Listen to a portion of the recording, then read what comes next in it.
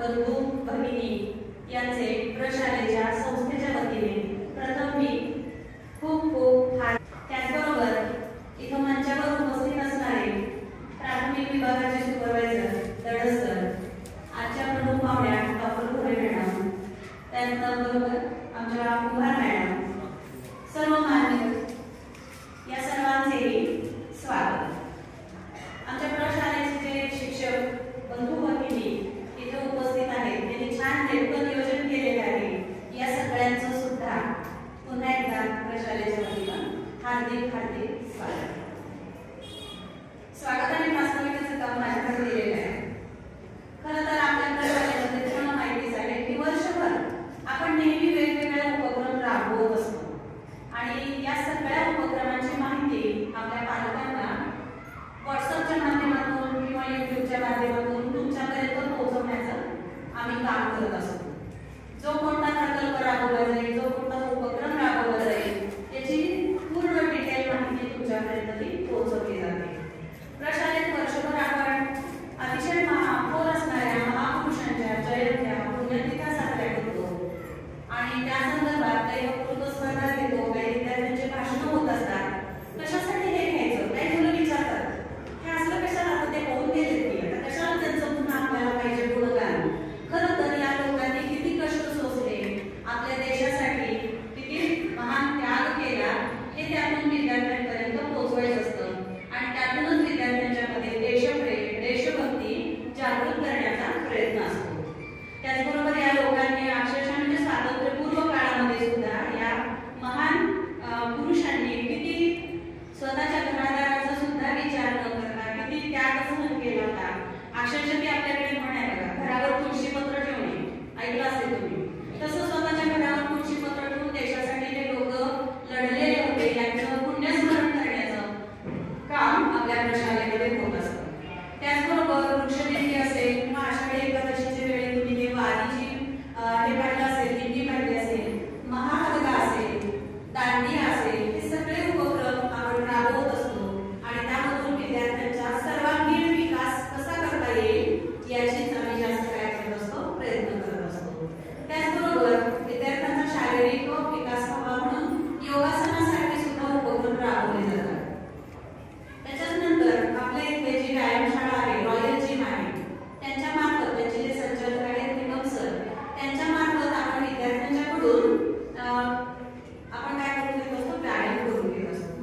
मग छानपैकी म्युझिक लावलेलं असतं आणि एरोबिक्सच्या तालावरती मस्त मुलं छानपैकी डान्स करत करत व्यायाम करत असतात आणि आम्हाला पण सुरुवातीला असं वाटायचं की आता हे म्युझिक ऐकणार, बोलत आहे, नाचणार, मला वाटतं धांगड निघा, पण नाही, रॉयल जिमच्या त्या सरांनी इतकं सुंदर व्यायाम त्यांच्याकडून करून घेतला होता की अक्षरशः काही मुलं मनापासून जे करत होते ते घामाघूम झाले होते। म्हणजे तेच ते सगळे हातवारे फक्त त्या ठराविक ट्युनिंग मध्ये करत असल्यामुळं आपल्या शारीरिक हालचाल घडत असल्यामुळं दोन्ही व्यायाम आपल्याला खूप चांगला मिळत होता। म्हणजे मुलांनी सुदृढ व्हावं, शरीर संपन्न व्हावं यासाठी सुद्धा प्रयत्न केले जातात। दुसरी सगळ्यात महत्त्वाची गोष्ट म्हणजे आपल्या प्रशालेमध्ये होणारी सहल विभाग। तुम्हाला तर माहितीच आहे, 9वी 10वीची सहल परवा गेल्या 15 दिवसात जाऊन आलेले, म्हैसूर, बेंगलोर, उटी वगैरे ठिकाणी, श्रवण बेळगाव वगैरे ठिकाणी सहल जाऊन आलेली आहे। त्याचबरोबर ज्युनियर कॉलेजची सहल सुद्धा कोकण दर्शनकडे गेलेली होती आणि प्राथमिक विभागाचे सुद्धा विद्यार्थ्यांसाठी सहलीचं नियोजन झालेलं आहे, चाललेलं आहे। हे कशासाठी सहल आयोजित केली जाते शाळेमध्ये, तर मुलं सारखा अभ्यास करून कंटाळतात आणि मग त्यांना थोडंसं कुठेतरी आनंद मिळावा यासाठी, या आनंदासाठी, करमणुकीसाठी त्यांना घेऊन गेलं जातं।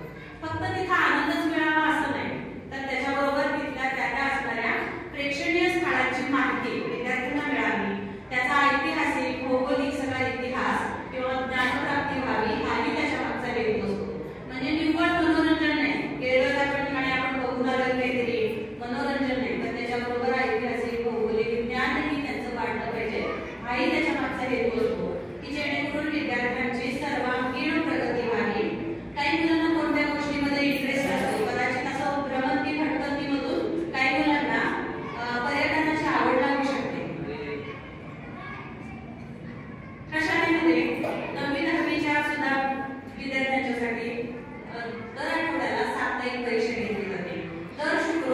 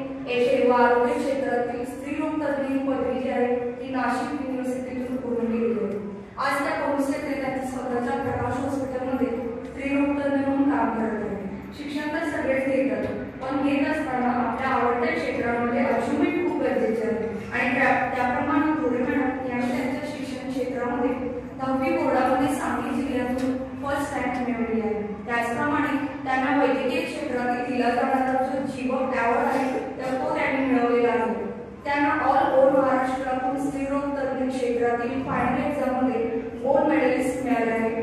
गेल्या 6 वर्षापासून ते आरोग्य क्षेत्रामध्ये कार्यरत आहेत। मी त्यांचं काम अगदी जवळ पाहिलेलं आहे। त्या खूप चांगल्या प्रकारे रुग्णांची अतिशय आपुलकीने काळजी घेतात।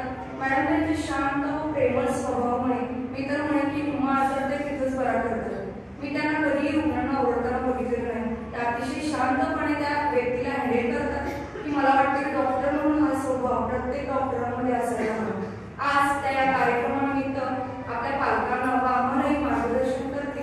यामध्ये किशोरवयीन मुलांमुलींमध्ये होणारे शारीरिक व मानसिक बदल असतील, त्या काळात घ्यावयाची कोणती काळजी असेल, त्याचप्रमाणे मुलांचा सर्वांगीण विकास व वाढ याविषयी मार्गदर्शन करते।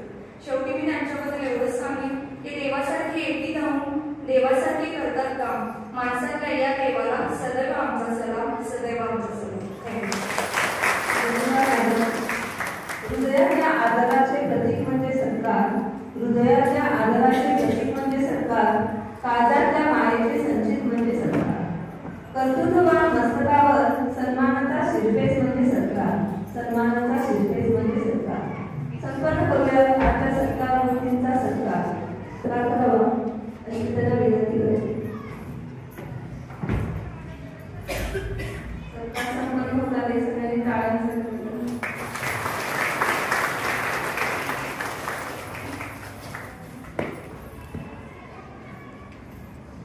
एक मिनिट।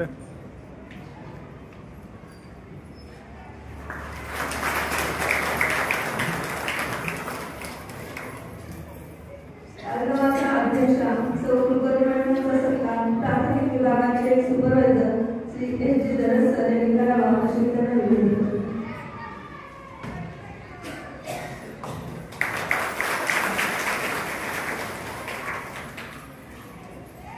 प्राथमिक विभागाचे सुपरवायझर एच जी दरस सर यांचा सत्कार कुंभार मॅडमने करावा अशी त्यांना विनंती करते।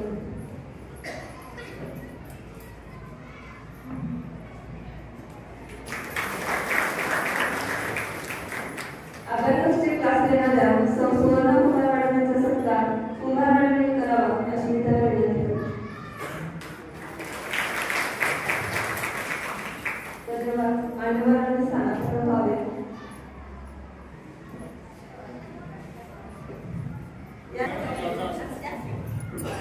बालकांचा सत्कार सौ कुलकर्णी मॅडमने करावा अशी त्यांना विनंती करते।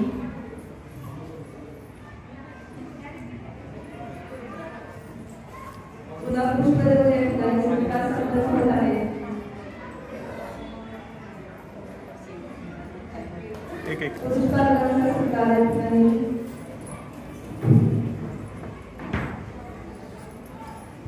साबळे सर दरसने करावा अशी त्यांना विनंती करते। गुलाब पुष्प देऊन या ठिकाणी सत्कार संपन्न होत आहे। धन्यवाद। शाळा एक असे ठिकाण जिथे शिकल्यामुळे समाजात आपली ओळख निर्माण होते। शाळा एक असे ठिकाण जिथे संस्कारामुळे प्रत्येकजण एक सुजाण नागरिक बनतो। शाळा असते दिवा, शाळा असते दिवा, शिक्षक त्याची वाट, शिक्षक त्याची वाट। स्वतः जगतात पण ज्ञानाचा प्रकाश देतात, स्वतः जगतात पण ज्ञानाचा प्रकाश देतात। त्याच्यानंतर प्रमुख पाहुण्यांचे मार्गदर्शन होईल। सौ डॉक्टर भारती खोरे मॅडमांना विनंती की त्यांनी सर्वांना मार्गदर्शन करावे।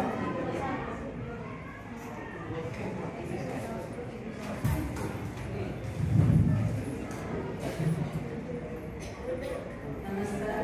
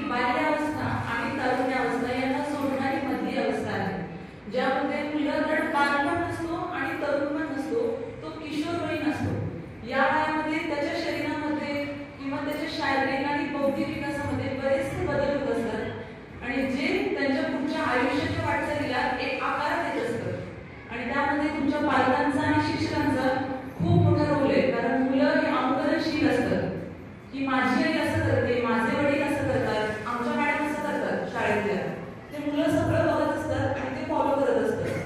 त्यामुळे तुमच्याकडनं मुलांना काय अपेक्षित आहे, तुम्ही त्यांच्याशी कसं वागलं पाहिजे आणि त्यांच्या कुठल्या गोष्टींवरती फोकस केलं पाहिजे याविषयी थोडंसं बोलू. त्याचा सर्वात पहिला महत्त्वाचा मुद्दा आहे रक्तक्षय. तुम्ही बघाल तर मुला-मुलींमध्ये या वयामध्ये सगळ्यात जास्त काय दिसून येतं त्यातल्या मुलींमध्ये की रक्तक्षय म्हणजे HB फार कमी आहे. म्हणजे हिमोग्लोबिनचं प्रमाण 8, 9, 7, 8 इतकं कमी प्रमाण असतं. म्हणजे नॉर्मल बघायला गेलं तर मुलींमध्ये म्हणजे महिलांमध्ये रक्ताचं प्रमाण पाहिजे 12 ते 15 आणि पुरुषांमध्ये रक्ताचं प्रमाण पाहिजे 15 ते 18 किंवा 17 पर्यंत तरी. पण आता आपण बघितलं तर या एवढ्या मॉकमध्ये खूप कमी महिला आहेत ज्यांचं रक्त 10च्या वर आहे किंवा खूप कमी मुली आहेत शाळेतल्या की ज्यांचं रक्त 10च्या वर आहे. बऱ्याच लोकांचं रक्त 7 आहे किंवा 8 आहे. तर का रक्त कमी का करताय? तर महत्त्वाचा मुद्दा आहे की आहार, की आपण जे खातो त्याचं रूपांतर वेगवेगळ्या घटकांमध्ये होतं. की तुम्ही जर चपाती खात असाल तर त्यातले काहीतरी घटक तुमच्या ब्लडमध्ये उतरतात आणि ते रक्त निर्मितीला मदत करत असतात. तसंच रक्त कमी असण्याला सुद्धा कारण म्हणजे की तुमचा आहार कुठेतरी अपुरा पडतो. तर रक्त रक्त रक्त काय इतकं महत्त्वाचं आहे रक्त? तर तुम्ही जो काही श्वास घेताय, श्वास घेतल्यानंतर हवेचा जो ऑक्सिजन आहे तो पहिला रक्तात मिसळतो आणि तो पूर्ण सर्व अवयवांवरती जातो आणि त्या अवयवांना चालना देतो आणि चांगलं काम करण्यासाठी फक्त काय गरज असते तर ऑक्सिजनची गरज असते आणि न्यूट्रिएंट्सची गरज असते. ही न्यूट्रिएंट्स कशातून मिळतात? तर HB हिमोग्लोबिन. तर हे हिमोग्लोबिन आपल्या शरीरामध्ये कमी असल्यामुळे बऱ्याच मुला-मुलींना त्रास होतात. की मुलगी घरी आल्यानंतर काय सांगते की आई म्हणजे पाय दुखतायत, मला अभ्यासच करायचा नाही वाटत आहे, मला वारंवार थकवा येतोय. का थकवा येतोय? तर एकदा तरी मुलींची HBची तपासणी झालीच पाहिजे. का तर याच काळामध्ये कुठल्या तरी 7वी-8वीच्या मुलींना सुरुवातीच्या काळामध्ये तर पिरियड्स येणार आहेत. काही लोकांना पाळीच्या वेळेस कमी रक्तस्राव तर कोणाला जास्त रक्तस्राव होणार आहे. या जास्त रक्तस्रावामुळे कमी कमी कमी कमी होत होत मुलीचं रक्त 7 आणि 8 होतं. पण घरी जर लक्ष नाही दिलं किंवा शाळेमध्ये जर बघितलं जात नसेल या गोष्टी तर त्या मुला-मुलींना पुढे जाऊन त्रास होतो. मग त्याचा सगळा परिणाम त्यांच्या पाळीवरती होतो, त्यांच्या दैनंदिन अभ्यासक्रमात होतो किंवा बाकीच्या सर्वच गोष्टींवरती या गोष्टींचा परिणाम होत असतो. तर हे रक्तवाढीसाठी काय केलं पाहिजे? तर मुळातच आहारच महत्त्वाचं आहे. प्रत्येक वेळेस औषधांचीच गरज नसते. तर आहार कोणता घेतला पाहिजे रक्तवाढीसाठी? तर महत्त्वाचं आहे की तुमच्या दैनंदिन जेवणामध्ये जे अवेलेबल असेल म्हणजे बीट आहे, गुळ शेंगदाण्याचा लाडू आहे, राजगिराचा लाडू आहे, त्याच्यानंतर तुम्ही नॉनव्हेज खात असाल तर त्याच्यामध्ये काळी लिव्हर जे आहे तर ते सगळ्यात जास्त रिच सोर्स आहे की ज्याच्यातून खूप जास्त प्रमाणात आयर्न मिळतं जे की रक्त निर्मितीसाठी लागत असतं. तर या गोष्टी किमान तुमच्या आहारात पाहिजे. मग बीट, डाळिंब, अंजीर, गुळ शेंगदाण्याचा लाडू असेल, राजगिराचा लाडू असेल, त्याच्यानंतर लाल माठाची भाजी असेल, पालेभाज्या असतील, तर या किमान आठवड्यातून याचे 4 पदार्थ तरी घरी बनले पाहिजे. जेणेकरून तुमचंही रक्त वाढेल, तुमच्या घरच्या मुलांचंही रक्त वाढेल. आणि फक्त रक्तवाढीचं खाऊन चालणार आहे का? तर तुम्ही जे काही खाता कुठलाही पदार्थ असो त्याचं शरीरामध्ये ऍब्सॉर्प्शन म्हणजे काय तर शोषण होण्यासाठी महत्त्वाचा घटक आहे व्हिटॅमिन C. तर हे व्हिटॅमिन C कसं मिळतं? तर तुमचे जे आंबट पदार्थ आहेत की संत्री आहे, मोसंबी, लिंबू, पेरू असेल, आवळा असेल, तर आई घरात बाजार घेऊन येते किंवा घरातले वडील असतील तर ते घरात बाजार घेऊन येत असतात. तर काय आणलं पाहिजे घरामध्ये? तर किमान आठवड्यातून 2 बीट तरी आणली पाहिजे. तुम्ही रोज घरात कुठला तरी पदार्थ त्याला त्याच्यामध्ये लिंबू तुम्ही घ्याल किंवा रोज काहीतरी सरबत पिलं जाईल, आवळा खाल, मोडावळा असेल, आवळा कॅन्डी असेल, हे तुमची जबाबदारी आहे की तुम्ही घरामध्ये बनवून त्या पाल्यापर्यंत हे सगळं पोहोचलं पाहिजे. तर हे रक्तक्षय पुढच्या बऱ्याचशा गोष्टींना कारणीभूत आहे. प्लस शाळांमध्ये आता तर सगळे उपक्रम राबवले जातात की प्रत्येक 6 महिन्याला डिवर्मिंगसाठी जंताची गोळी दिली जाते. का तर जंत जर असतील पोटामध्ये तर ते जंतच काय करतात? तुम्ही खाल्लेलं सगळं ऍब्सॉर्ब करून घेतात आणि मुलाबाळांच्या पोटाला लागत नाही. मग ही जंताची गोळी फक्त मुलांनीच खायची का? तर नाही.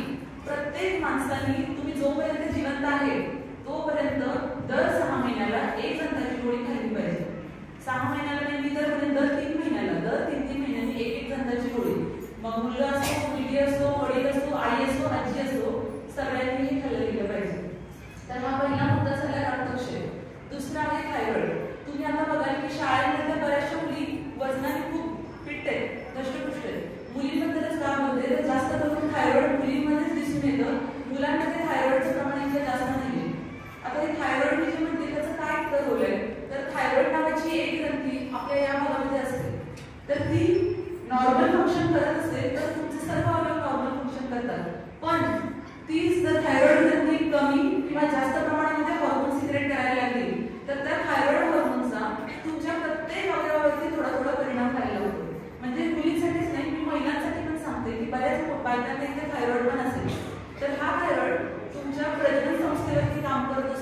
गर्भाशयावरती काम करत असतो, तुमच्या रक्तावरती काम करत असतो, प्रत्येक अवयवावरती काम करत असतो. जर थायरॉइडचं प्रमाण कमी झालं म्हणजे TSH नावाचं जे हार्मोन आहे ते जर खूप जास्त प्रमाणामध्ये तयार व्हायला लागलं तर शरीर फुगत जातं. म्हणजे तुम्हाला वाटतं की फक्त खाते आणि त्याच्यामुळे हिचं वजन वाढत चाललंय, पण प्रत्येक वेळेस खाणं हेच वजन वाढण्याला कारणीभूत नाहीये. कधी कधी तिचं थायरॉइड इतकं वाढलेलं असतं की त्या मुलीची पाळी पूर्णपणे बिघडते, त्या मुलीचं वजन वाढायला लागतं, अचानक चेहऱ्यावरती खूप पिंपल यायला लागतात, तिचा शाळेतला कॉन्फिडन्स कमी होतो आणि मग मुलगी कुठेतरी शांत व्हायला लागते, बोलेनसी होते. मग तुम्हाला असं वाटतं की काय झालं बोलतच नाही. तर ज्या मुलीचं वजन नॉर्मलपेक्षा खूप जास्त आहे किंवा नॉर्मलपेक्षा खूप कमी आहे, की एकदमच हटकोळी आहे मुलगी, तर तिचं पण थायरॉइडचं प्रमाण चेक केलं पाहिजे. आणि जर खूपच जाड असेल मुलगी, तिच्या वयोमानानुसार तिच्या उंचीनुसार जर मुलगी जाड असेल तर तुम्हाला तिचं थायरॉइड पण चेक केलं गेलं पाहिजे. का तर याच्यामध्ये जर थायरॉइड खूप वाढत असेल तर तिला आतापासूनच गोळी चालू केली पाहिजे. आता तुमचं म्हणणं असेल की मॅडम लगेच गोळी चालू केली पाहिजे का? एकदा चालू केलं की आयुष्यभर गोळी राहणार, पण असं नाहीये. जर हॉर्मोन शरीरात मुळात कमी पडतंय तर तुम्ही अशा वेळेस ॲलोपॅथी आणि आयुर्वेदिक असं जर दोन्ही ट्रीटमेंट चालू ठेवलं तर त्यांचं थायरॉइड कंट्रोलमध्ये आलं की आपोआप गोष्टी सुधारतात. आता थायरॉइडचं काय इफेक्ट होतं मी तुम्हाला सांगते, म्हणजे तुम्हाला लक्षात येईल की काय नक्की होत असतं. की मुलांचं किंवा मुलींचं, मी मुलांचं नाही म्हणणार जास्त करून, कारण मुलांना फारसं थायरॉइड दिसून येत नाही, खूप रेअर आहे की मुलांमध्ये थायरॉइड, पण मुलींमध्ये थायरॉइडचं प्रमाण भरपूर आहे. आता जर 100 मुली असतील तर त्यातल्या 15 मुलींना थायरॉइड आहे. इतका थायरॉइड कॉमन झालंय. आणि का झालंय? तुमची बदललेली लाईफस्टाईल. तुम्ही खाताय पिताय जे काय करताय सेडेंटरी लाईफ, म्हणजे काय लोक आजकाल व्यायामच करत नाही, फक्त बसून राहतात. पिझ्झा पास्ता खाताय, तुम्ही फास्ट फूड खाताय, तर या सगळ्या फास्ट फूडचा परिणाम म्हणून या ग्लँडचं फंक्शन बदलतं.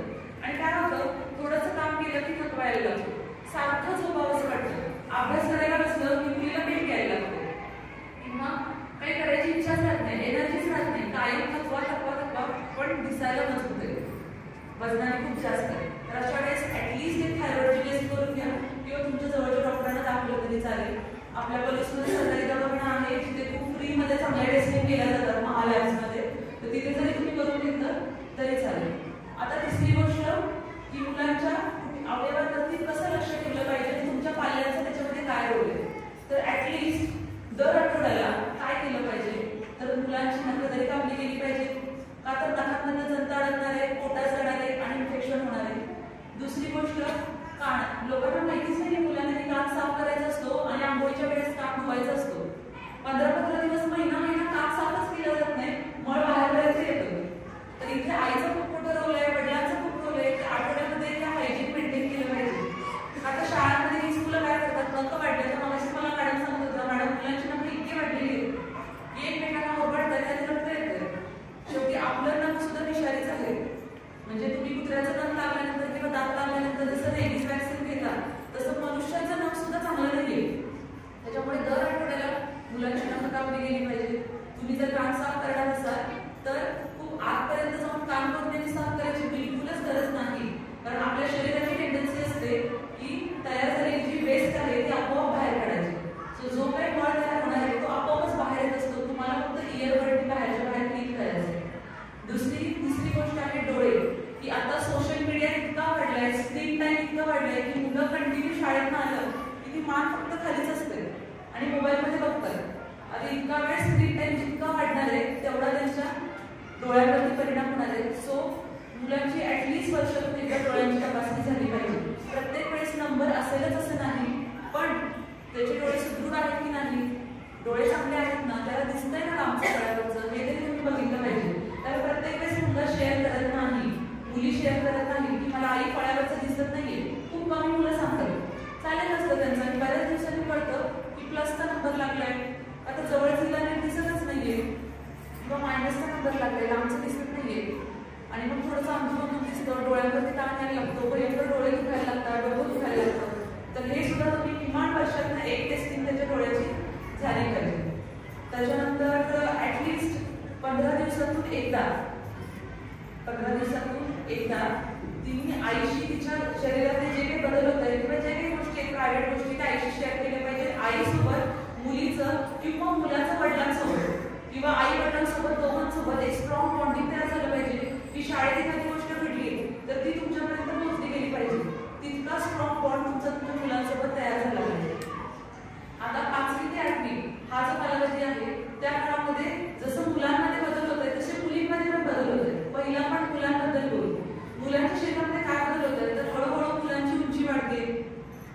नववीमध्ये गेल्यानंतर थोडी थोडी दाढी यायला लागेल, थोडंसं आवाजामध्ये चेंज होईल, पण तुम्हाला त्याला हे सांगता आलं पाहिजे की मुला हे असं असं होणार आहे किंवा हे जे काय होतं ना हे नॉर्मल आहे.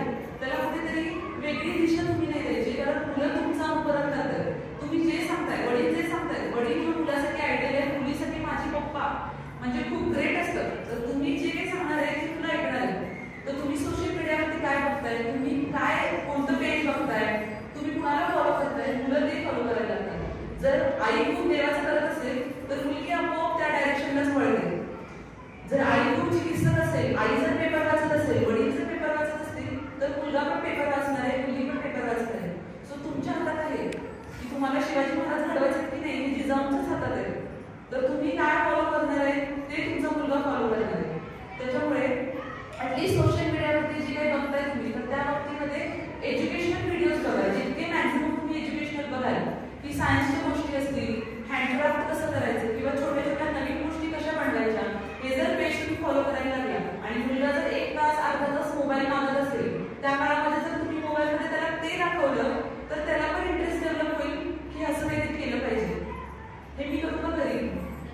म्हणजे आता समजा एखादा पेपर आहे, टेस्ट पेपर आहे किंवा पेपर आहे, न्यूज पेपर घरातले, आणि तुम्ही जर त्याला सोशल मीडियावरती, इंस्टाग्राम आता खूप लोक वापरतात, तुम्ही इंस्टाग्रामवरती बरेच रील्स बघत असतात, पण तुम्ही हे कोणतं पेज फॉलो करायचं तुमच्यामध्ये. तुम्ही जर चांगलं पेज एखादं बघत असाल तर त्या पेपर पासून लगदा बनवून त्याच्यापासून काही बनवता येईल का? जर तुम्ही बनवायला लागला तर तुमचा मुलगा बनवेल. आठवड्यातनं ऍटलीस्ट 1 दिवस तुमच्या मुलासाठी काढा संडेचा, की ज्या दिवशी तुम्ही त्याला काहीतरी इनोव्हेटिव्ह शिकवाल आणि काहीतरी नवीन बनवाल. मग फ्लॉवर पॉट असेल किंवा वेगळं एखादं काहीतरी साहित्य असेल, कोणतं स्केच असेल किंवा ड्रॉइंग असेल. आता हे तर तुम्हाला शाळेमध्ये सगळं सांगतात. मी ॲज अ डॉक्टर म्हणून तुम्हाला काय सांगेन, तर आता फर्स्ट मी मुलींच्या आरोग्याविषयी थोडंसं बोलणार आहे. तर किशोरवयीन अवस्थेमध्ये काय होत असतं की 5वी ते 8वी बरोबर हाच पिरियड असतो की ज्या काळामध्ये हळूहळू डेव्हलपमेंट होत असते. बऱ्याचशा महिला येतात आणि मुलींना घेऊन येतात आणि म्हणतात की मॅडम तुमची वाढत नाहीये, शाळांमधल्या सगळ्या मुलींना पिरियड आले, पाळी आली, पण माझ्या मुलीला अजून का पाळी आलेली नाहीये. तर पाळीची डेव्हलपमेंट ही लगेच एका दिवसात पाळी येत नसते.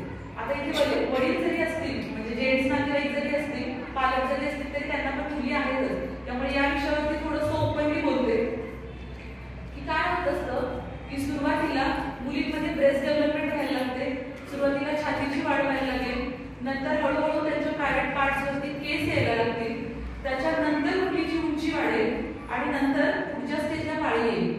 लगेचच मुलगी 12 वर्षाची झाली आणि ती तिथं बारीक असेल तर तिला तुम्ही अपेक्षा करतो की तिला लगेचच पिरियड येतील. ते यायला तिच्या शरीरामध्ये ऍटलीस्ट एक फॅटची लेवल यायला लागते. शरीरामध्ये ठराविक फॅटची लेवल पोहोचली हीच पाळी येत असते. तर तिला किमान तो सगळं सहार पोहोचला पाहिजे. तर मी सांगितल्याप्रमाणे पहिला तिची छातीची वाढ होईल, थोड्या दिवसांमध्ये तिला काठीमध्ये केस यायला लागतील, मग ती मुलगी उंचीने वाढेल आणि त्याच्या पुढच्या टप्प्यामध्ये तिला पाळी येणार आहे. अचानक पाळी येणार नाही. सो त्या काळामध्ये तुम्ही मुलीला तुम्हाला दिसायला लागलं की उंच होते, हळूहळू डेव्हलपमेंट व्हायला लागली, त्या काळात आईचं काम आहे की तुम्ही तिला सांगता की पाळी म्हणजे काय. मासिक पाळी हा कुठला रोग नाहीये किंवा कोणता आजार नाहीये किंवा काही लहान गोष्ट नाहीये. एक वरदान स्त्रीला दिलेलं की ज्याच्यात तुम्ही आई होऊ शकते भविष्यात जाऊन. तर हे तुम्ही आईला मुलींना सांगितलं गेलं पाहिजे की पाळी म्हणजे काय, या पाळीमध्ये किती रक्तस्राव होतो. आता मुलींचा मुद्दा आहे किंवा आईचा मुद्दा असतो की थोडंसंच ब्लिडिंग होतंय, जास्तच ब्लिडिंग होतंय, महिन्याला पाळी येतच नाहीये, नाही तर पाळीला 15 दिवसालाच पाळी येते. तर यातलं नॉर्मल काय आणि ॲबनॉर्मल काय याच्याविषयी थोडंसं बोलू. तर पहिले 2 वर्ष म्हणजे साधारण जर तुमची मुलगी 7वीत असेल आणि तिला पाळी आली तर 9वी पर्यंत तिला महिन्याला पाळी येईल अशी अपेक्षा करूच नका. पहिले 2 वर्ष ही पाळी खूप अनियमित असते. त्या काळामध्ये कधी 1 महिन्याने येईल, कधी 1.5 महिन्याने येईल, कधी 4 महिने येणार पण नाही.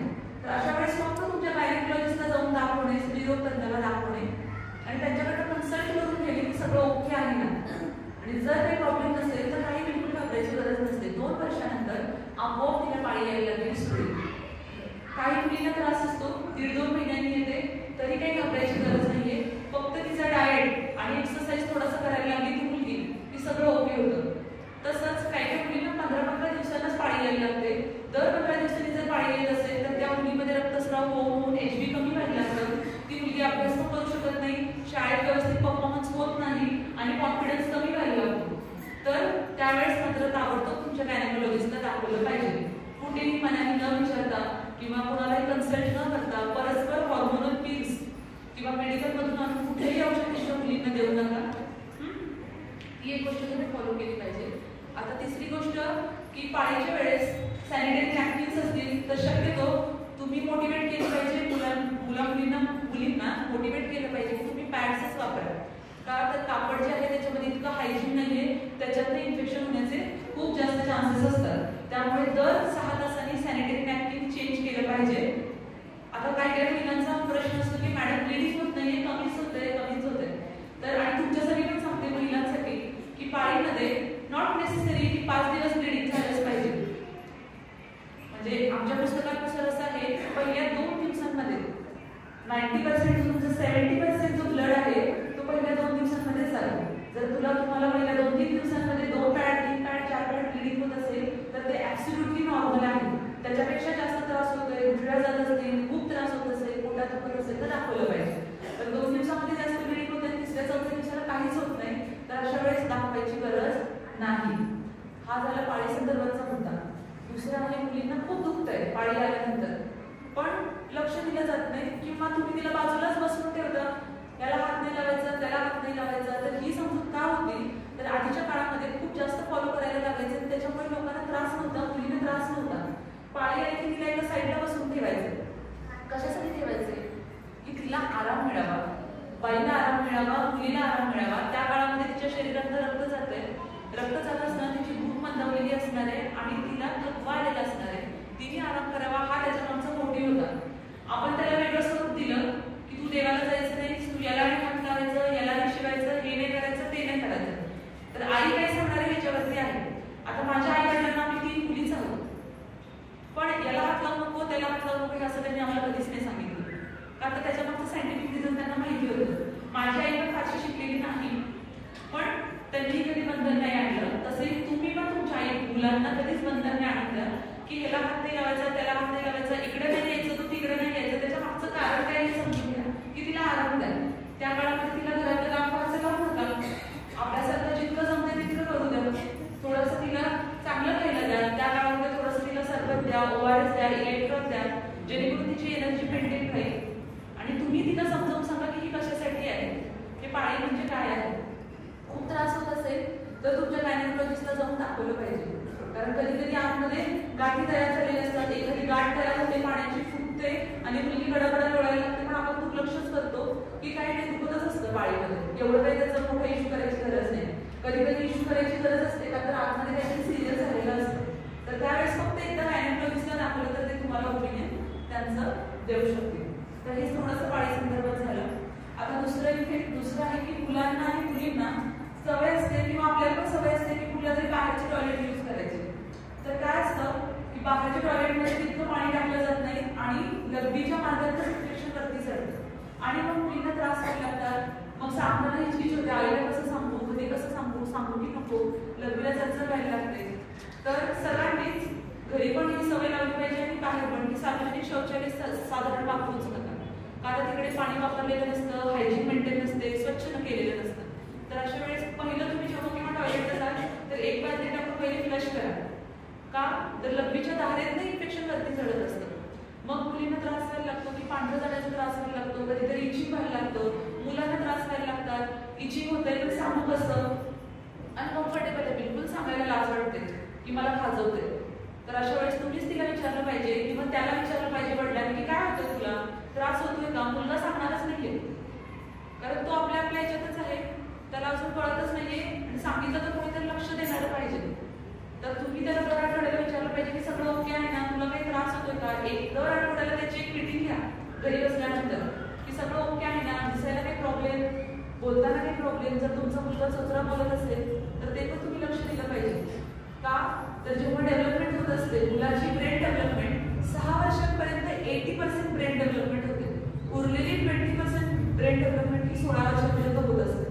सो तुमच्या हातात कालावधी आहे की जर त्याला काही प्रॉब्लेम येत असेल तर तो आत्ताच बघितला गेला पाहिजे. जर मुलगा चोचरा बोलतोय, बोबडा बोलतोय तर आत्ता तुम्ही त्याच्यावरती काम करू शकता. कितीतरी औषधं आहेत की जर तुम्ही आत्ता दिली, त्यात आयुर्वेदिक औषधं इतकी चांगली आहेत जर तुम्ही चालू केलं तर चोचरी मुलं सुद्धा स्पष्ट बोलायला लागतात.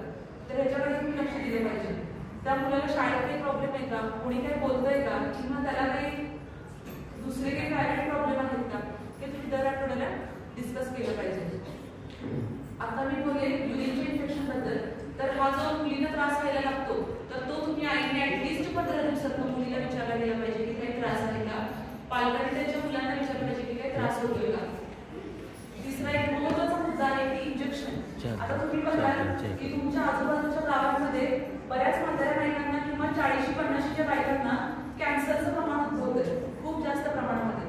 कळूनच येत नाही की या बाईला कॅन्सर असतो, लास्ट स्टेज आलेली असते आणि अचानक ही बाई जाते.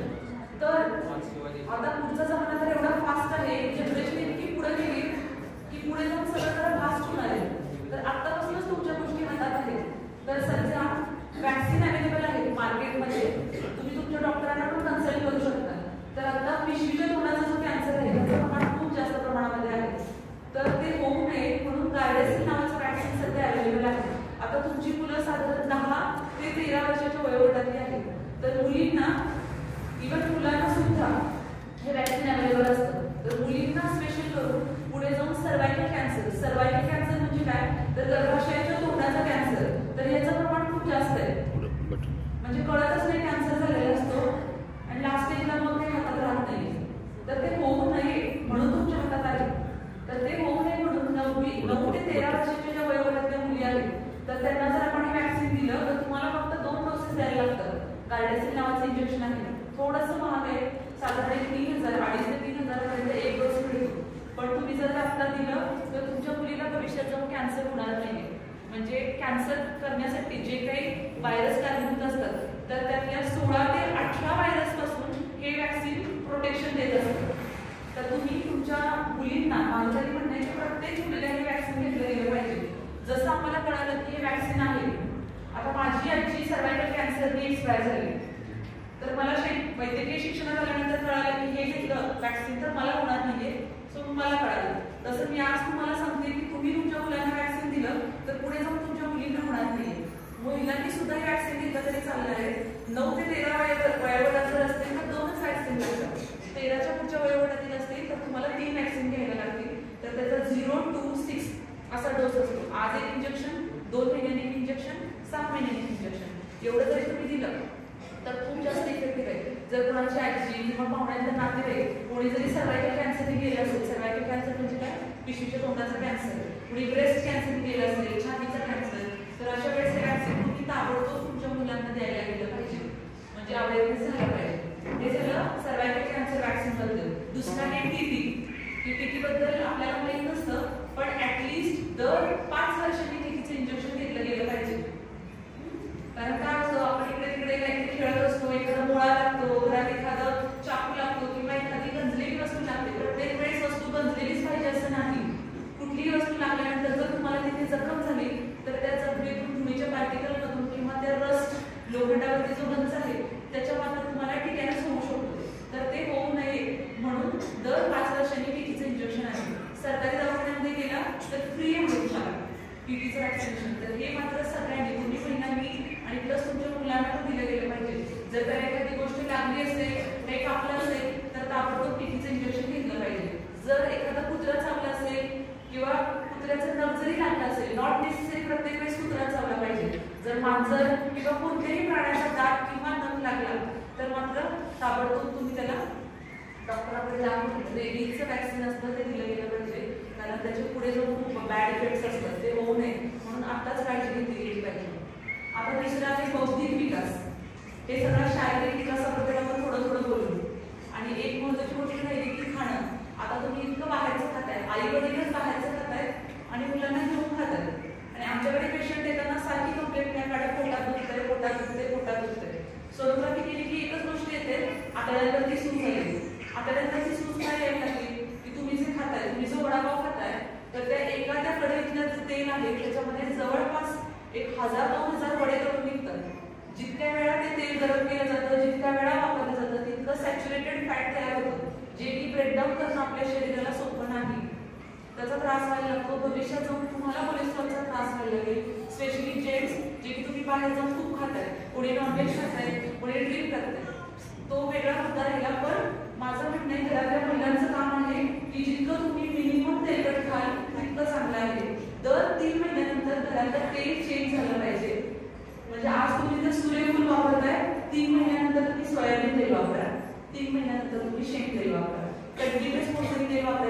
आपल्या शरीरासाठी हानिकारक आहे. त्यांनी बॅड कोलेस्ट्रॉल वाढायला लागतं आणि त्या कोलेस्ट्रॉलचा थर तुमच्या रक्तवाहिन्यांच्या आतमध्ये साठून पुढे जाऊन बीपीचा त्रास होऊ शकतो. तर हे बेसिक मुद्दे आहेत जे तुम्ही लक्षात घेतले पाहिजे. बौद्धिक विकासासाठी मी सांगेन की मुलांना तुम्ही मोटिवेट करा, प्रत्येक गोष्टीला मोटिवेट करा. की जरी घरात पैशांची चणचण असेल तरी तुमच्याकडून जितकं शक्य असेल तितकं मुलांना फिजिकल ऍक्टिव्हिटी, की एखादी मॅरेथॉन असेल तर तिथे पाठवणं, एखादं शाळेमध्ये स्पीच कॉम्पिटिशन आहे तर तुम्ही मोटिवेट करा की तू भाग घे. तुम्ही असं नाही म्हणायचं की कशाला काय करायचंय. आई वडील मोटिवेट करतील तर मुले पुढे जातील. सहल असेल तर सहलीला मुलांना कंपल्सरी पाठवलं पाहिजे. जरी तुमच्याकडे काही रड असेल तरी थोडंसं ऍडजस्ट करून पाठवलं पाहिजे. का तर शाळेच्या वातावरणात एक वेगळं काहीतरी 4-5 दिवसांचा प्रोग्राम असतो जिथे मुलं एन्जॉय करतात. तसंच एखाद्या ठिकाणी सांस्कृतिक कार्यक्रम चाललाय तिथे मुलांना घेऊन जा, किंवा वेगळं कोणतंही फंक्शन असेल तिथे तुम्ही मुलांना घेऊन जा. पण मुलांना दर आठवड्याला थोडंसं बाहेर घेऊन गेलं पाहिजे. सोशल मीडिया थोडं कमी केलं पाहिजे. स्क्रीन टाईम वारंवार मोबाईलवरती नको.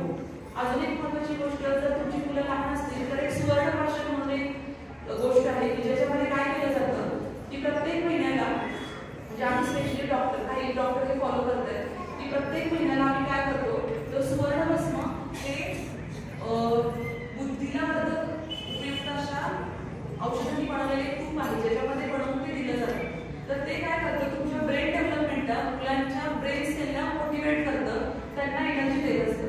जर तुमचा मुलगा 12-13 वर्षाच्या आतला असेल किंवा 9-10 वर्षाचा असेल तर तुम्ही त्याला नक्कीच दिलं पाहिजे. जन्म झाल्यापासून ते 16 वर्षापर्यंत आपण हे देऊ शकतो, जे की मुलांच्या ब्रेन डेव्हलपमेंटला खूप जास्त मदत करत असते. तर हे नक्कीच फॉलो करा. आणि तुम्हाला जर काही शंका असतील, मला काही विचारायचं असेल तर ते पण तुम्ही विचारू शकता. की जर एखाद्या पाल्याला काहीतरी त्रास होतो त्याबद्दल तुम्हाला विचारायचं असेल तर ते विचारू शकता. आपण लगेच त्या गोष्टीचं निरसन करू शकतो. की शाळेमध्ये काही प्रॉब्लेम आहे, शाळांमध्ये काही प्रॉब्लेम नसतो पण त्यांच्या शारीरिक किंवा मेंटल हेल्थमध्ये काही प्रॉब्लेम आहे आणि तुम्हाला प्रश्न विचारायचं वाटत असेल तर विचारू शकता. कुठलाही प्रश्न असेल आणि तुमच्याच पाल्याबद्दल असलं पाहिजे असं नाही, दुसऱ्या कोणाबद्दल विचारायचं असेल तरी पण विचारू शकता. तरी सांगितलेलं आहे मेन मुलीविषयी आपण जास्त बोललो पण मुलांचं पण सांगितलेलंच आहे आपण बऱ्यापैकी काय फॉलो करायचं काय नाही. ऍटलीस्ट 3 लिटर पाणी प्यायला मुलांना मोटिवेट करा. शाळेत जाताना 3 लिटर पाणी तरी पाठवणं. रोजच्या आहारामध्ये एखादी पालेभाजी किंवा आठवड्यातून तरी 4 पालेभाज्या पाहिजे. आठवड्यातून 4 वेळा घरात कडधान्य पाहिजे भाजीमध्ये. ऍटलीस्ट एवढं तरी फॉलो करा. मुलांना 1-3 चपाती खायला लावा आणि त्याच्या जेवणामध्ये दिवसातून एकदा तरी एखाद चमचा तूप गेलं पाहिजे. आणि एक मुलीसाठी फक्त सांगायचं राहिलं लास्टचा मुद्दा की गोड कमीत कमी खायला द्या. सध्या PCOD म्हणजे काय होतंय की अंडाशयामध्ये पाण्याची गाठी तयार होतात आणि याला लागून जसं तुमचं डाएट की तुम्ही फास्ट फूड खाताय, चीज, बटर हे जे काही खाताय किंवा गोड खाताय याचा सगळा परिणाम म्हणून तुमच्या शरीराचा ओव्हरी जे अवयव आहे तो काम नीट करत नाही आणि पुढे जाऊन PCOD नावाचा आजार व्हायला लागतो. तो होऊ नये म्हणून सगळ्यांनीच तुमच्या जेवणाचा भात थोडासा कमी करा, गोड थोडंसं कमी करा. बाकी ऍटलीस्ट दिवसातून अर्धा तास वेळ काढा चालण्यासाठी स्वतःच्या आरोग्यासाठी. तर कुठलाच आजार तुम्हाला होणार नाही. चालेल, एवढं बोलून मी थांबते आणि आज मला इथे तुमच्यासोबत बोलण्यासाठी संधी दिली त्यासाठी नक्की खूपच सुंदर मार्गदर्शन झाले. प्रत्येक आईवडिलांना आपल्या पाल्याच्या हेल्थबद्दल चिंता असते, त्याचे बरेचसे निरसने केलेले आहेत. पालकांना विनंती आहे 5 वाजेपर्यंत जाणी नाही. आपल्या घेता घ्या आणि तुम्हाला जे केले तुम्हाला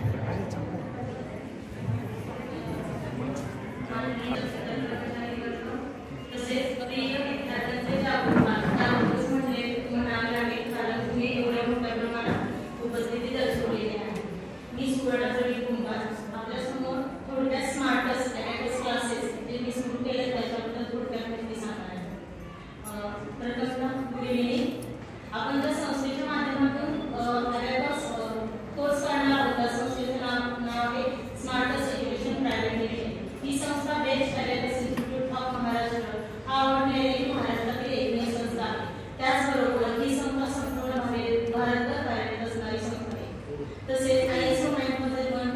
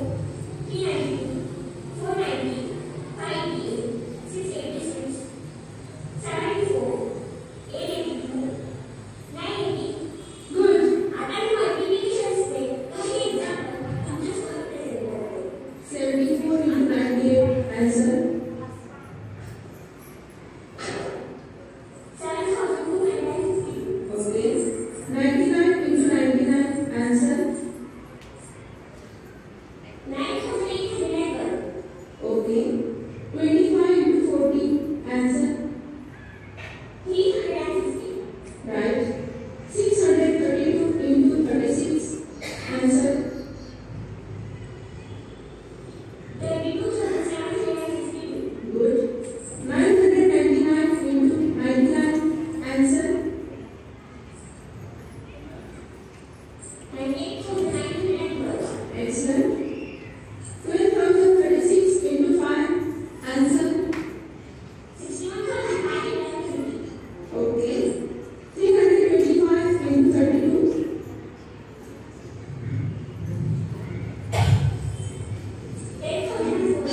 Good. Thank you. अभ्यासक्रमाचा उद्देश काय आहे? तर मुलांची एकाग्रता, स्मरणशक्ती, आत्मविश्वास आणि बौद्धिक क्षमताचा विकास करण्यासाठी अभ्यास कोर्स करा. आता ह्या कोर्सचे फायदे काय मी थोडक्यात सांगणार आहे. आता तुम्ही जो व्हिडिओ बघितला त्याच्यावरून तुम्हाला कल्पना आलीच असेल की अभ्यास कोर्स केल्यानंतर मुलांमध्ये किती मोठ्या प्रमाणात डेव्हलपमेंट. सगळ्यात महत्त्वाचा आणि पहिला फायदा म्हणजे अभ्यासामुळे मुले कॅल्क्युलेटर आणि कॅम्प्युटरपेक्षा फास्ट गणित करू शकतात. म्हणजे काय होतं, आम्ही जेव्हा त्यांना गणित विचारतो 46 add 96 less 23 add 28 that is म्हटल्यानंतर मुलं त्याचा आन्सर देतात. म्हणजे आपण कॅल्क्युलेटर किंवा कॅम्प्युटरमध्ये टाईप करण्याचा जो कालावधी असतो त्याच्यापेक्षा मेंटली प्रिपेअर होऊन मुले आन्सर करतात. दुसरा फायदा म्हणजे 2 ते 99 चे पाढे ते न पाठ करता लिहून सांगू शकतात. आता आपल्या शालेय जीवनामध्ये सुद्धा आपण 30 पर्यंत पाढे पाठ केले, बरोबर आहे ना? परंतु आता कुणाला येतात 30 पर्यंत पाढे नाही. त्याचं कारण काय? पाठांतर केलेली गोष्ट ही कालांतराने विसरली जाते. मुलांच्या बाबतीत तसंच होतं. प्रत्येक वेळेला मुले पाढे पाठ करता सुट्टी लागली की ती विसरतात. शिक्षक, पालक हे प्रत्येक वेळेला त्यांच्याकडून पाढे पाठ करून घेतात. परंतु हा जो पाठांतराचा जो आहे तो त्यांच्या जीवनभर चालू होतो. पाढे पाठ करण्यापेक्षा पाढे तयार करण्याचं स्किल जर मुलांना आलं तर मुले हे जे पाढे आहेत ते लिहून किंवा न पाठ करता लिहून किंवा सांगू शकतात. तिसरा फायदा आहे की 93 गुणिले 96 98 गुणिले 95 यासाठी 2 अंकी 3 अंकी गुणाकाराचे गणित आहे ती 6 सेकंदामध्ये करू शकतात. आता जो तुम्ही आल्याचा व्हिडिओ बघितला ती जी कॅल्क्युलेशनची गणितं होती ती 6 सेकंदात 2 अंकी असू दे किंवा 4 अंकी गुणाकाराची गणित असू दे ती 6 सेकंदाच्या आतमध्ये कॅल्क्युलेशन करून सांगत होते. आपण काय करतो तिरकस गुणाकार पद्धतीचा वापर करतो. म्हणजे 93 गुणिले 96 हे जर गणित आपण करायला घेतलं तर आपण पहिल्यांदा काय करतो 6 आणि 3 ला गुणतो, 6 आणि 9 ला गुणतो, त्याचं उत्तर लिहितो. नंतर खालच्या वेळेला 0 लिहितो, 9 आणि 3 ला गुणतो, 9 आणि 9 ला गुणतो, त्याचं उत्तर त्याची बेरीज करून आपण फायनल उत्तर काढतो. ह्या प्रोसेसमध्ये आपल्या एजला कमीत कमी 30 ते 45 सेकंद जातात आणि मुलांचा जर विचार केला तर ते 1 ते 1.25 मिनिट ह्या प्रोसेसमध्ये घालवतात. ह्याचा परंतु हा कोर्स कंप्लीट केल्यानंतर मुलं हे गणित 6 सेकंदाच्या आत करतात. तिसरा उद्देश चौथा जो फायदा आहे ते जे आपण जे मगाशी बघितलं की एकाग्रता, बौद्धिक विकास किंवा स्मरणशक्ती हे जे आहे त्या कोर्समध्ये सफल होतात. स्मरणशक्तीचं जर उदाहरण घ्यायचं म्हटलं तर जेव्हा आपण मुलांना विचारतो 23 अधिक 56 वजा 34 अधिक 50 हे गणित मोठं आता जर मी सांगितलं तर कॅल्क्युलेशन करायला अवघड आहे.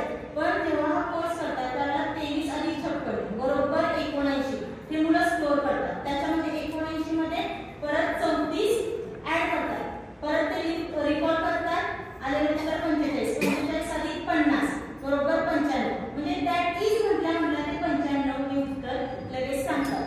म्हणजे त्यांची स्मरणशक्तीमध्ये डेव्हलपमेंट होते. त्याचबरोबर मुलांचे ऑब्झर्वेशन आणि लिसनिंग स्किल सुधारते, व्हिज्युअलायझेशन आणि कल्पनाशक्ती वाढते, मुलांचे स्पीड आणि ॲक्युरेसी ही ट्रिमेंडस वाढते, विश्लेषणात्मक कौशल्य वाढते. या सगळ्यांचा परिणाम म्हणजे मुलांचा शैक्षणिक पाया मजबूत होतो. ह्या कोर्सचा सगळ्यात मोठा फायदा की आता तुम्ही बघा की शालेय जीवनात मुलांना प्रत्येक परीक्षेला तोंड द्यावं लागतं. शाळेतल्या असू देत किंवा शाळेच्या बाहेरच्या असू देत. मुलांना शाळेत ऍडमिशन घेण्यापासून ते वर्ष संपेपर्यंत बऱ्याच स्पर्धा परीक्षांना तोंड द्यावं लागतं. लहानातील लहान म्हणजे ऑलिम्पियाड असू दे, मंथन असू दे, त्याचबरोबर नवोदयची एंट्रन्स एक्झाम असू दे, मंथन, MMS, MTS, CET, MPSC, UPSC यासारख्या एक्झाममध्ये मुलं कमी कुठं पडतात तर गणिताचं कॅल्क्युलेशन करण्यामध्ये, रद्द करण्यामध्ये. म्हणजे गणित सोडवून ते नंतर उत्तर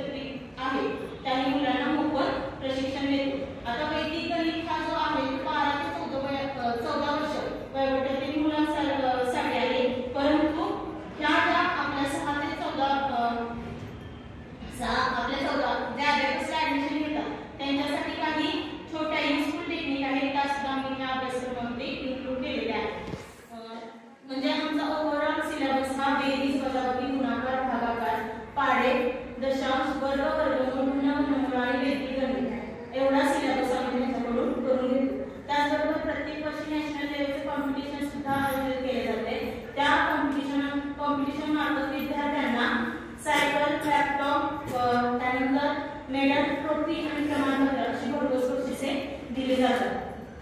आता smart plus abacus private limited आपण आता बघूया ज्या संस्थेच्या माध्यमातून आपण हा कोर्स करणार आहे त्या संस्थेविषयी. Smart plus education private limited ही central government of India registered company आहे. ट्रेडमार्क रजिस्टर आहे. ISO 9001:2050 सर्टिफाईड कंपनी आहे. संपूर्ण भारतभर कार्यरत आहे. त्याचबरोबर 10 वर्ष असा प्रदीर्घ अनुभव असलेले डायरेक्टर त्या संस्थेमध्ये काम करतात.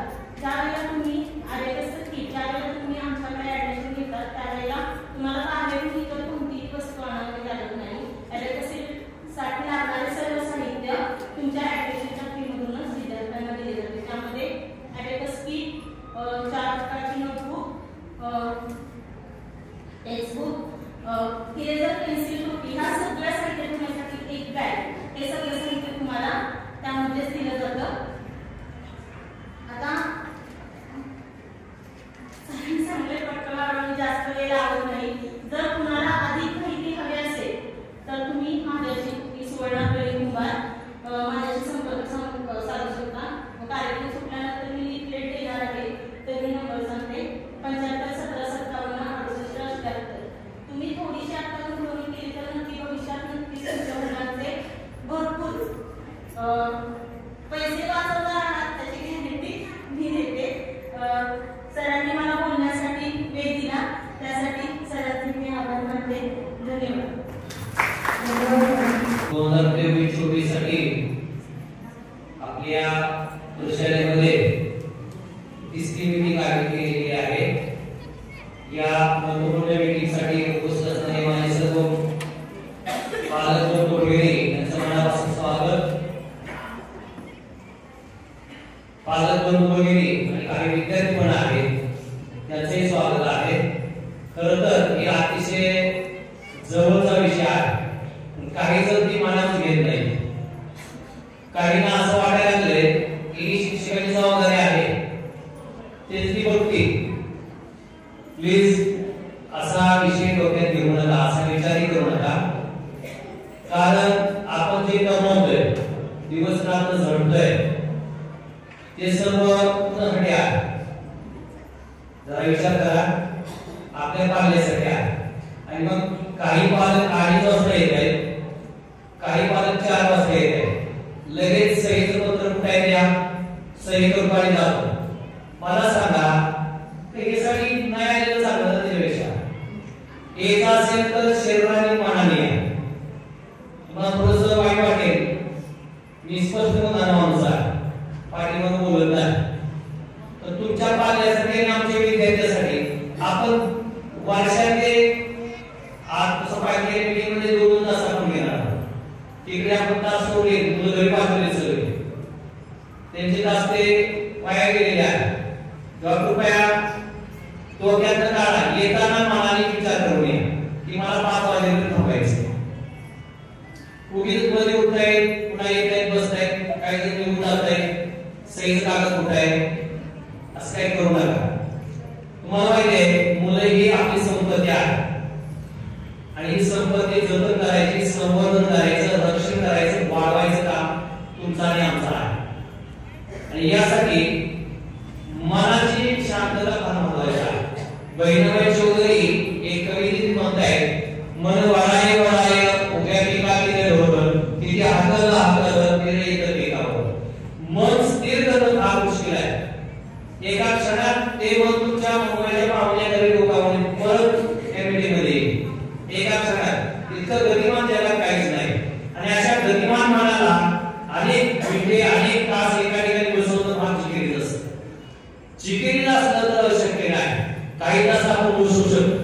जसं की आता परीक्षा आली काही मुलं स्कॉलरशिप असते, एनएमएस परीक्षा फेब्रुवारी आहे, स्कॉलरशिप परीक्षा 5च्या फेब्रुवारी महिन्यात आहे. त्या मुलाला काही तास द्यावे लागतात, एका ठिकाणी बसवावं लागतं. त्यासाठी त्याशिवाय हा अभ्यास होऊ शकत नाही. म्हणून या मुलांना सवय लावा एका ठिकाणी बसायची. जेव्हा तुम्ही स्वयंपाकाला बसता तेव्हा त्या मुलांना तिथंच बसा, निवडलेले वाच.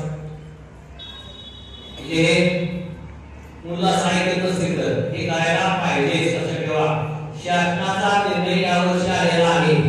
मागच्या पाठीमागच्या मीटिंग मध्ये मी सांगितलंय 5 पूर्वीचा नियम पुन्हा आलेला तेव्हा मुलं पास झाली सगळ्या विषयात तर आम्ही पुढे घालून आमच्या नियमानुसार म्हणजे शासनाच्या नियमानुसार एखाद्या विषयात 1-2 मार्कांनी जर कुठं कमी जास्त होत असतील तर त्यांना आम्ही पुढच्या वर्गात ढकलू शकतो पण त्याचा महिन्याच्या आत पेपर पुन्हा घ्यायचा आहे त्या पेपरमध्ये ते पास झाले तर पुढच्या वर्गात जर समजा दोन्ही वेळेस ते नापास झाले तर त्याच वर्गात राहणार हे लक्षात ठेवावे आता पहिले घातला डायरेक्ट गेला असं उदाहरण नाही हे सर्वांनी लक्षात घ्यायला पाहिजे याशिवाय त्या मुलाने एका ठिकाणी बसवा त्याचं वेळापत्रक बनवा अभ्यासाचं वेळापत्रक बनवा त्याप्रमाणे ते विद्यार्थी चालतायत का अभ्यास करतायत का बघा शाळेचे वेळापत्रक त्यांना दिलेले आहे प्रत्येक वर्गात त्याप्रमाणे दप्तर भरतात का नाही बघा पाचवीच्या काही मुलं मुली ती लहान असतात ते दप्तरचं ओझं घेतलं की त्यांना दिवस चालता येत नाही जिन्यावर येता येत नाही एका दुसऱ्याची पण घ्यावी लागते कृपया ही हालत बरोबर नाही आपण आपल्या मुलाचं दप्तर भरताना त्यांना सांगा टाइम टेबल प्रमाणे बघा उगीच सगळ्यात पुस्तकं सगळ्यात बाहेर द्यायची नाही तेव्हा हे पण लक्षात ठेवा त्याशिवाय आपला पाल्य वेळेवर जातो का येतोय का हेही आपण लक्ष देणं गरजेचं आहे कारण संगत फार भयंकर असते चांगली संगत लागली तर नशीब बलवान आहे वाईट संगत लागली तर काहीही करू शकत नाही तुम्ही पण नाही तेव्हा मध्ये दप्तर चेक करा वह्या चेक करा पुस्तकं चेक करा काय करतात ते बघा वहीमध्ये विशेषतः पाठीच्या पानावरती काहीतरी गडबडी असतात काहीतरी चित्र काढतात पाचवीची मुलं सुद्धा बदाम चित्र काढतात कुठं शिकवलंय शिक्षकांनी शिकवलंय वर्गात कुठं तर तुम्ही शिकवलंय का तुम्ही नाही कसं काय होतंय त्यांना शिव्या देणं कुठल्या क्लासला शिव्या द्यायला किंवा समाजामध्ये असे काही विचित्र प्राणी असतात त्याच्या नादाला लागू नका प्लीज तेवढं लक्षात ठेवा दप्तर चेक त्यासाठी करायचे आपल्याला वह्या चेक करा काही वेगळा आपलं बाहेर समज द्या आणि आम्हालाही सांगा संगत फार महत्वाचे आहे संगत जर वाईट लागली तर आता सांगितल्याप्रमाणे विचित्र घडत जाईल आपल्या मुलाची मुलीची संगत आपल्याबरोबर आहे का याची खात्री करा याशिवाय शिवराळ भाषा मोठ्या प्रमाणात ऐकायला मिळते घरात जर शिव्या दिल्या जात असतील तर मुलं शिव्यांशी देणार लक्षात ठेवा दुर्दैवाने काही विद्यार्थ्यांच्या नशिबात काही पालक शिव्या देतात तेच ऐकून ती मुलं बाहेर शिव्या देतात आणि तेच पण इतर कोणाला शिव्या करतात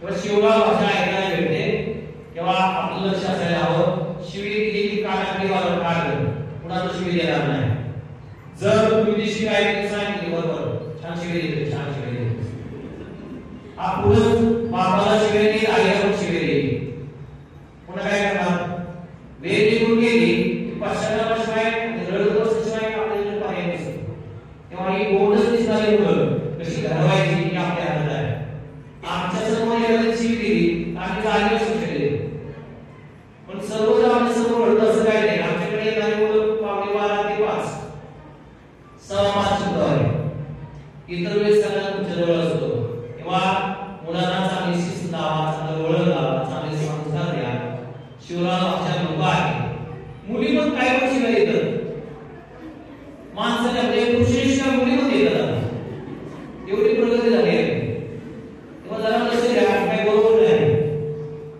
स्वच्छताकडे लक्ष द्या अतिशय मळकट असलेली काय काय शिकत असतात मुलांची अतिशय मळकट वाशी पाहून आईला दिसत नाही का आई जेव्हा अशी कार्यक्रम येते तेव्हा समोर येते तशी येत नाही आई आपला मुलगा बाहेर जातो ना पुन्हा काळजी घेत नाही बटन कुठे काय कपडे लावलाय आयडेंटिटी आहे का केस केले डोळ्याला घाम तशीच नक्की वागले आणि वर पडले पाटील नावाच्या मुलाला वर पडले त्याच्यानंतर चेक केली तर नक्की अशी वाढलेली भरपूर आहे आई पाहू शकत नाही का वडील बघू शकत नाही काय आईकडे सगळं दिलं नाही आपण वडिलांकडे बरंच ते आहे जेव्हा चांगल्या मार्गाने उत्तीर्ण होतो सन्मान होतो तेव्हा वडिलांचं नाव मागे असतं आईचं नसतं तेव्हा वडिलांनी पण काळजी घ्या सगळी जबाबदारी आईकडे देऊ नका स्वच्छता फार महत्वाची आहे दरवेळेस अतिशय काही मुलांचे घाणेरडे असतात धुळीत खेळतात खरे बुधवारी सुट्टी असते स्वच्छ धुवा इस्त्री करून घ्या काय गरज नाही इस्त्री करून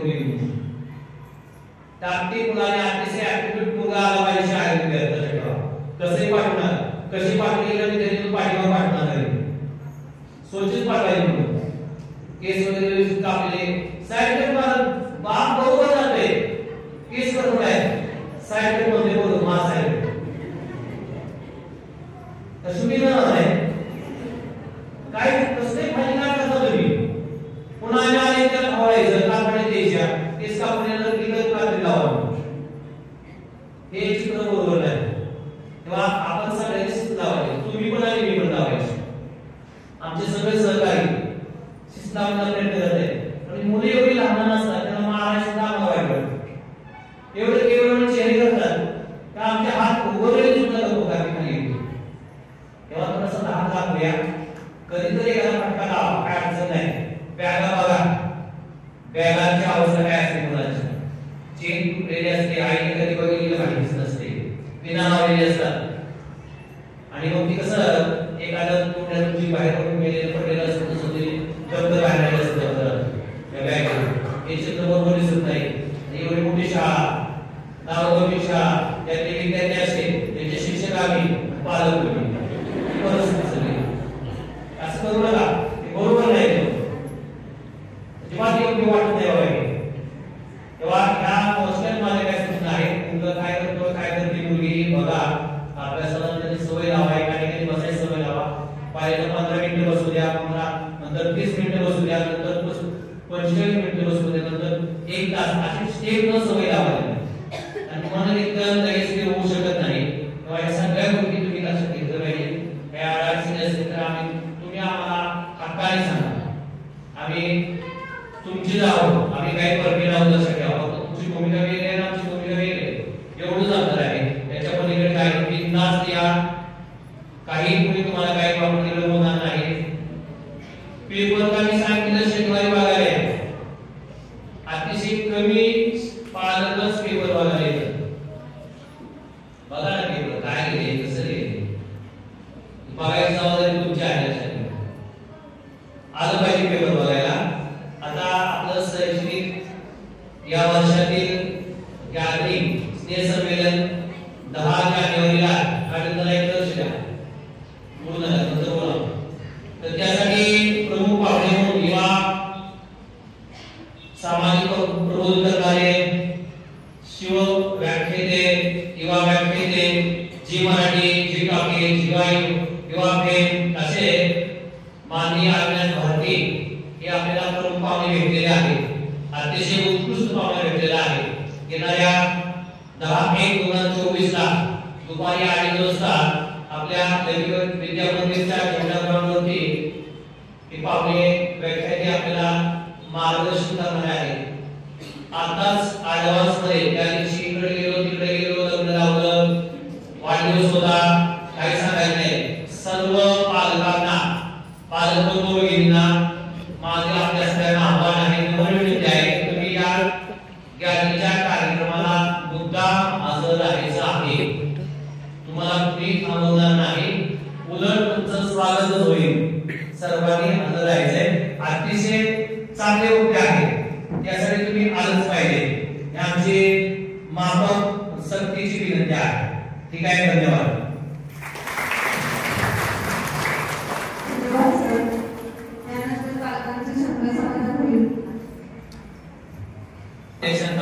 विचारले पाहिजे काही गोष्टी आम्हाला माहित असतात जेव्हा तुम्ही राष्ट्रपती आणि मनात काही करू नका मी विचारले या शिक्षणाबद्दल आणि मार्ग कमी करते अजिबात नाही तसं होणारच नाही तेव्हा तुम्ही राष्ट्र तुमचे काही अडचणी असतील समस्या असतील तर मांडा त्याच्या बाबतीत उत्तर असेल तर लगेच सांगू नसेल तर नंतर सांगू पण नक्की सांगण्याचा प्रयत्न करू बिनधास्त सांगा बोलून कसं आहे काय विचार नको काही नाही आपल्या पाहिजे विचारायचे डोस हा तुम्ही जो सांगितला तो एकदाच द्यायचा आहे का त्याला डोस वगैरे असे आहेत ते किती वेळा घेऊ शकतो यापुढे सुवर्णप्राशन बद्दल जे काही बोलतायत का त्या तर सुवर्णप्राशन हे प्रत्येक महिन्याला द्यायचंय तर तुमचं बाळ खूप लहान असेल तर तुम्ही त्याला ऍटलीस्ट 10 वर्षांपर्यंत प्रत्येक महिन्यातून एकदाच असतं एका महिन्यातून साधारण 50 ते 100 रुपये खर्च आहे त्याचा पण ते जर तुम्ही 10 वर्षांपर्यंत देणार असाल तर खूप चांगलं आहे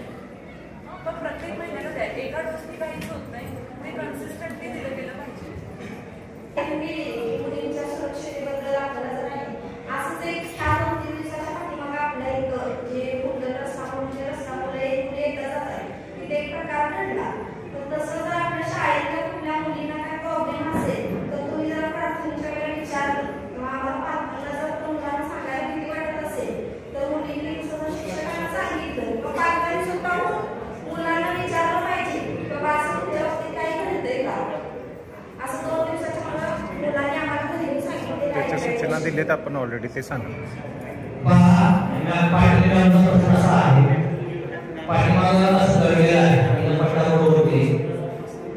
एक मुलगी भाषणीतली आहे आणि तिच्या मागे मुलं असते म्हणजे काहीतरी व्यवस्थित काहीतरी म्हणणं असतं.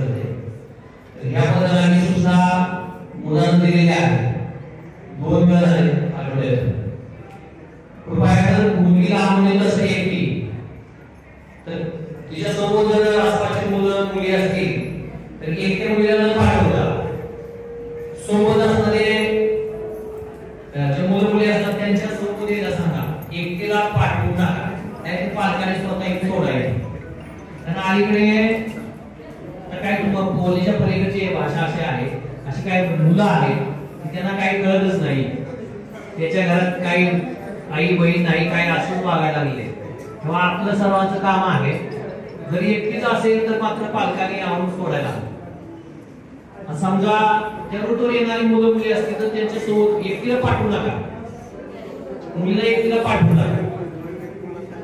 लक्षात घ्या. कारण सगळ्यात मुली एक बाजू नसतात. मी मुलीला सांगितले तर याची मान आहे मग करायची सांगायला यायची आणि सत्कार करू तुला बस. तसं फार म्हणजे काही ठिकाणी असं नाही पण सगळ्यात असं काही नसतात. मुली काही घाबरट असतात, बेतात दगड होतात तर ते घाबरलेले असतात. त्यामध्ये शक्य होत नाही. तेव्हा आपण काय करतो फक्त एकच करायचं किंवा बरोबर मुलांच्या मागे त्याप्रमाणे आम्ही ते बघतो माझ्याजवळ पोलिसांना मी आम्ही सांगितलेलं आहे अशा तक्रारी करायला आहे. इथे महामंडळाची एक मुलगी आहे साबितीच आहे ती मला एक सर असं एक मुलगा आहे चित्र साहेब पण मला व्यवस्थित प्रयत्न करतोय जाताना स्टँड पर्यंत जाईपर्यंत. मग आम्ही त्या दिवशी लगेच 2 शिक्षक वेगवेगळ्या विभागातून तिला सांगितलं तू नॉर्मलपणे जा. पण दुर्दैवाने त्या दिवशी तो मुलगा झाला नाही. स्टँड पर्यंत गेलो पाठीमागे पुन्हा कॅशमधून आम्ही चेक करत असतोय पण दुर्दैव असं असतं की त्यावेळेला ते सापडत नाही. तर आपण सुद्धा पालक म्हणून थोडस सहकार्य करा. एकटे असेल तर आणून सोडा आणि जर सोबत असतील तर त्यांच्याबरोबर पाठवा. मुलांच्या गाड्याचे चेन वगैरे खराब झालेले असतात, मुलं स्वच्छ असतात त्यावेळेला खरोखर त्या दिवशी मुलांना तुम्ही घरी पाठवा. तोपर्यंत ते पालक जागरूक होणार नाही. जी आपली मुलं स्वच्छ इंग्लिश मीडियममध्ये असतात तुमची मुलं किती स्वच्छ जातात त्यावेळेला तुम्ही काळजी घेताय पण मग नक्की देताना तुम्ही मुलांना असं का पाठवताय. तेवढी जागरूकता पालकांना त्याशिवाय होणार नाही. प्रत्येक पालकांनी काळजी घ्या.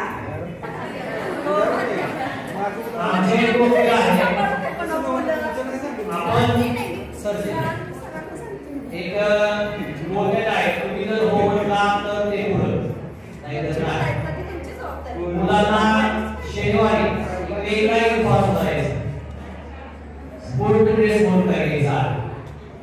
तुम्ही जर हो म्हटला तर आपण घेऊया आणि तुम्ही जर नकार असेल तर मग थांबूया.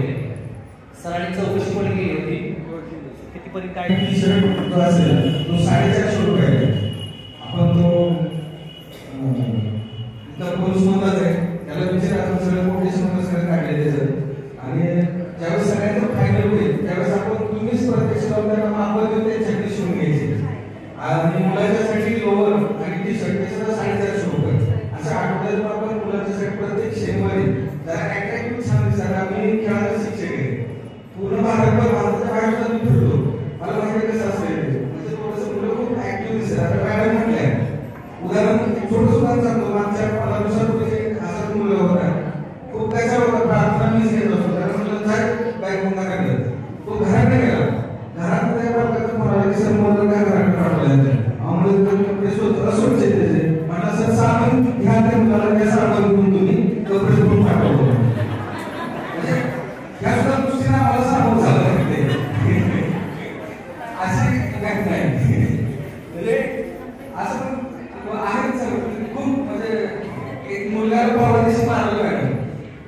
कशावर सुविधा म्हणून काय करणार खाली शिवाय पालक आले सर म्हणता मला काय खर्च काय म्हणलं माझ्या पोरावर या माणसाला बोलून गेले आणि आम्ही शालेय शिक्षक सगळ्यांपेक्षा आम्ही असतो पोरासारखा सोबत थोडंसं कळत असतो सगळ्यांचं काय मला जास्त लाभ होते आम्हाला शालेय शिक्षणात जास्त लाभ होते शिस्तीमध्ये त्याच्यामध्ये त्याच्यामध्ये पण आमची जी भावना आहे ती भावना म्हणजे समजत नाही लोकांना किंवा आमची पण मुलं आहेत की आपल्याला पण नॉर्मल असतो पण मुलांच्या वेळेस प्रत्येक साखर आहोत कशाला भाग नसतो म्हणजे पालकांना अशा पद्धतीने उत्तर देतात आता साखर शिकण्या माझं पूर्ण बंद झालं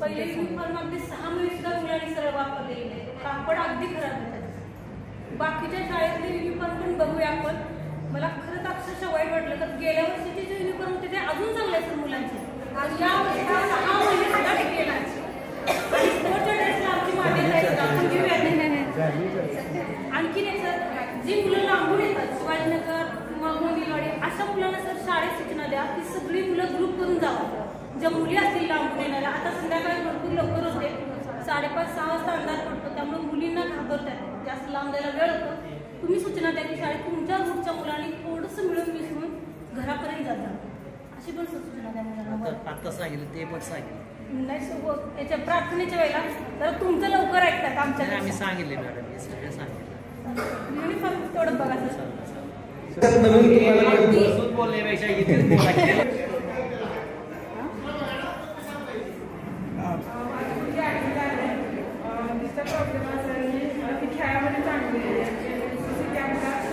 जरा आवाज बंद करा परेड आहे पण सोमवारचा परेड असतो आणि त्याच्यामध्ये म्हणणं आहे तासाचं नुकसान होतं तास बुडते त्यामुळे ती परेडला जात आणि मी बघितलं ते नेमके सोमवारी विज्ञान आणि इंग्लिश हे दोनच विषय मग ते नुकसान होते तेव्हा तिथं जरा ऍडजस्टमेंट करायला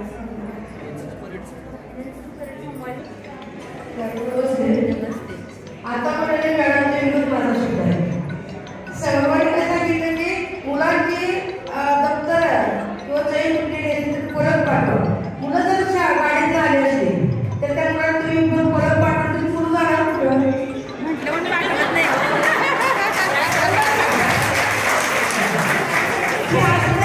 तुम्ही शाळी माणसं आहे म्हणून ते आजूबाजूला त्याच्या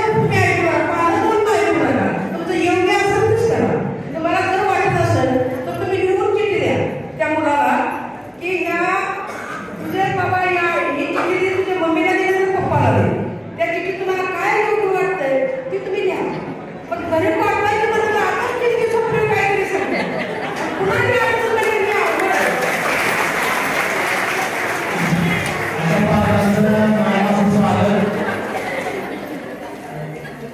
मॅडम आम्ही रागाने घरी बोललो तर आम्ही घरी पाठवत नाही पाठवणार नाही पण आम्हाला असं बोलावं लागतं तेव्हा मुलं थोडीशी 25 काहीच बोललं नाही तर तुम्हाला आणि तो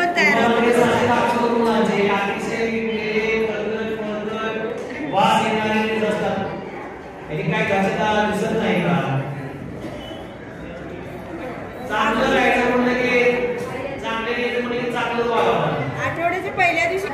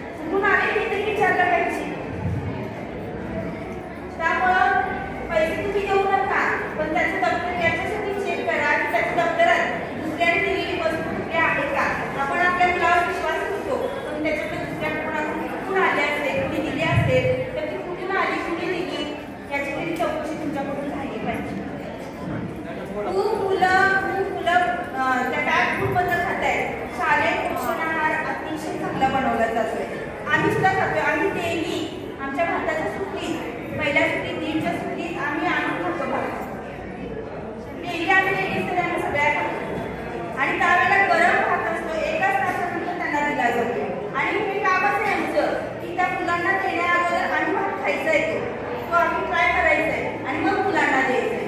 ज्या वेळेला सांगितलेलं असतं गरम असतो भात, डबे आणत नाही तर तुम्ही प्लेट आणा आणि तो भात खावा म्हणून सांगतो. काही सगळ्यांनाच भात आवडतो असं काही नाहीये, पण एक घास खायला काय हरकत नाही. बाहेरचं पॅक फूड कधीच केलेलं खाण्यापेक्षा गरम भात कधीही चांगला आहे. तर त्यांच्याकडे आता मला वाटतं ग्राउंडवरचे कागद गोळा केले तर एखादी ट्रॉली ट्रॅक्टर भरेल एवढे कागद आहे. ते कुठून येतात? मुलंच ठेवलेले असतात ना, ते कधीच बनवलेलं असतंय. त्यापेक्षा हा भात तर अतिशय चांगला आहे. फ्रेश भाज्या असतात सगळ्या त्याच्यामध्ये, कडधान्य सगळे असतात त्याच्यात. तर तुम्ही पैसे दिले तर ते पैसे तुम्ही बाहेर जाणार, त्यामुळे पैसे शक्यतो अजिबात घेऊ नका. लांबून येणारा असतील, सायकल पंक्चर होते, काय होते, प्रवासातून येणार असतील तर त्यांना ठीक आहे दिले. पण बऱ्याच मुलांच्याकडे सहजासहजी म्हणतात 100 रुपये रोज आणणारी मुलं आहेत. कुठून येतात आम्हाला तर काय माहिती, आम्ही तर कशालाही मागत नाही पैसा. तर याची दक्षता तुम्ही पालकांनी घेतली पाहिजे. नमस्ते, माझा मुलगा 7वीत आहे. शाळेबद्दल काही सांगता नाही, बऱ्यापैकी मी काम करायला सूचना वगैरे परंतु मी थांबते किंवा मध्ये आधी पण माझा खर्च वळच आहे. तर शिक्षक आजूबाजूला भरपूर पसरलेले असतात, शिक्षकांचं मुलांना लक्ष असतं. एका मुलगा गेटच्या बाहेर गेला तरी शिक्षक हळूच वरून बघत असतात, तो मुलगा लवकर वगैरे असतो, माझंही लक्ष असतं. शिक्षक पूर्णपणे जागरूक आहेत, पण कंपाऊंडच्या बाहेर मी आता ऑब्झर्वेशन केले ट्रॅफिकमध्ये, जर तुम्ही बांबूवर बंदी घातली पण त्या पॅकेटमध्ये वटाण्यासारखं जे आहे ते मी टेस्ट केलं मागच्या 2 दिवसामध्ये, तो पण बांबूचाच प्रकार आहे. त्याची टेस्ट सेम आहे आणि ते 2 रुपयामध्ये भरपूर येतं. 5 रुपयामध्ये ते मुलांना संपत नाही एवढं येतं. त्यामुळे मुलांना वाटतं की कमी पैशामध्ये जास्त खायला मिळते, पण तो बांबूचाच प्रकार आहे. तर तुम्ही एकदा फक्त प्रार्थनेला त्याच्यावर थोडं बोला. मागच्या गेल्या वर्षी रेसिपी मध्ये सरांनी ते जाळून दाखवलं होतं. बांबूचं प्रमाण कमी झालंय आणि ते वटाणे सेम बांबूच आहे. त्याच्याकडे पण सगळ्यांनीच लक्ष द्यावं. ते भरपूर बाहेर पॅकेट काढलेले, मुलं खूप खात आहेत. मी बघते या 8-15 दिवसामध्ये मुलांच्या हातामध्ये असत असते बऱ्यापैकी. आणि शाळेबद्दल काही माझी शाळा आहे त्यामुळं म्हणून मी परत मुलाला इंग्लिश मिडियमलाच होता, परत मी इकडे घातलाय. मला खूप म्हणजे जिव्हाळा आहे या शाळेबद्दल माझी काही तक्रार नाही आणि मी खूप हॅपी आहे या शाळेबद्दल. थँक्यू, धन्यवाद.